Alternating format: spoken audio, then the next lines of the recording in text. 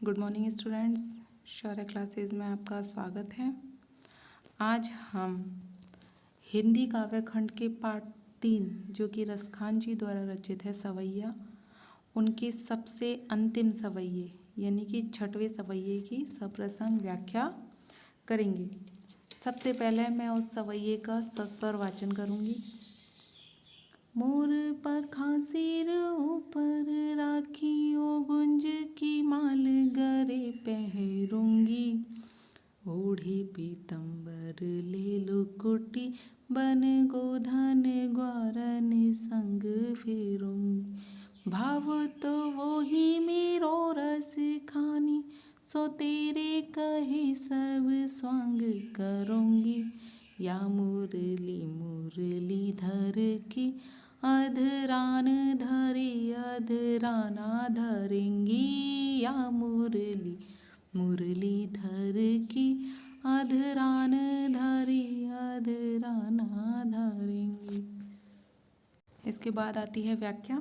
व्याख्या में सबसे पहला लिखा जाएगा संदर्भ, और संदर्भ में मैंने पूर्वत लिखा है। इसका मतलब जो हमारे प्रश्न नंबर 1 में जो संदर्भ लिखा गया है वही संदर्भ यहाँ पर लिखा जाएगा। तो पूरी जो रसखान जी की 6 व्याख्या हैं, 6 व्याख्या के संदर्भ यही रहेगा।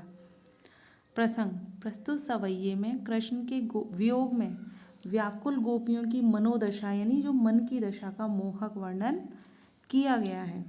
कृष्ण प्रेम में मग्न गोपियाँ कृष्ण का वेश धारण कर अपने हृदय को सांत्वना दे रही हैं, देती हैं। व्याख्या: एक गोपी अपनी दूसरी सखी से कहती है कि हे सखी, मोर पखा सिर ऊपर राखियो। मोर पखा होता है मोर की पंखों से बना हुआ मुकुट, और ऊपर राखियो यानी कि ऊपर पहनूंगी या धारण करूंगी।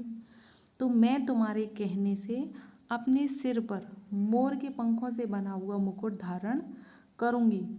गुंज की माल गरे पहरूंगी।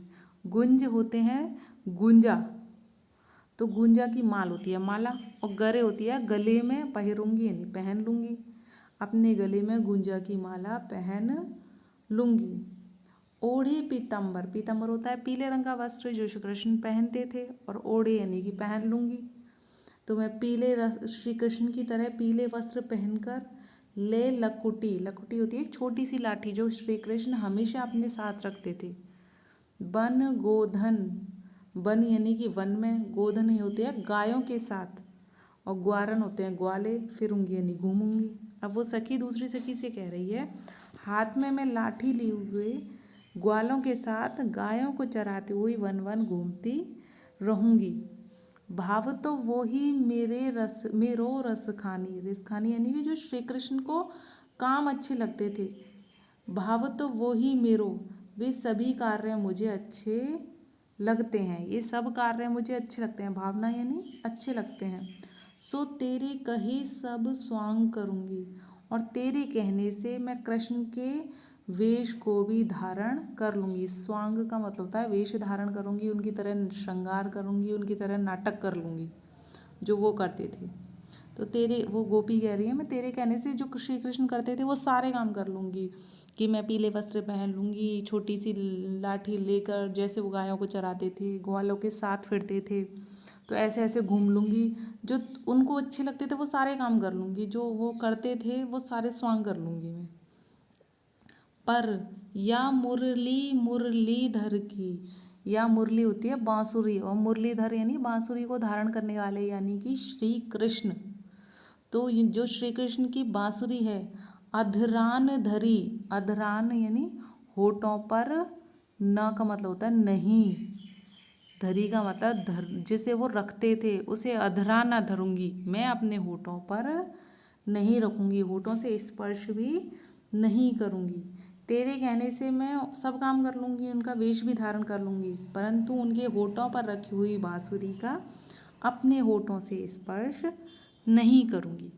तात्पर्य ये है कहने का कि कृष्ण गोपियों के प्रेम की परवाह ना करके दिन भर बांसुरी को साथ रखते थे और उसे अपने होठों से लगाए रहते थे। अतः गोपियाँ उसे सौत मानकर उसका स्पर्श भी नहीं करना चाहती हैं, क्योंकि इससे पहले वाली जो व्याख्या उसमें भी बताया गया है कि वो कह रही थी कि कान्हा तो जो है बांसुरी के वश में हो गए हैं, रात दिन उनके साथ लगे रहते हैं। तो वो बता रही हैं अतः गोपियाँ उसे सौत मानकर उसका स्पर्श भी नहीं करना चाहती हैं, क्योंकि वह श्री कृष्ण के ज़्यादा ही मुँह लगी हुई है। इसके बाद आता है काव्य का सौंदर्य। प्रस्तुत छंद में कृष्ण के प्रति गोपियों के अनन्य प्रेम और बांसुरी के प्रति स्त्रियोचित ईर्ष्या का स्वाभाविक चित्रण किया गया है। भाषा है इसमें ब्रज, शैली है मुक्तक, गुण माधुर्य, रस है इसमें श्रृंगार रस, छंद है सवैया और अलंकार है अनुप्रास तथा यमक अलंकार।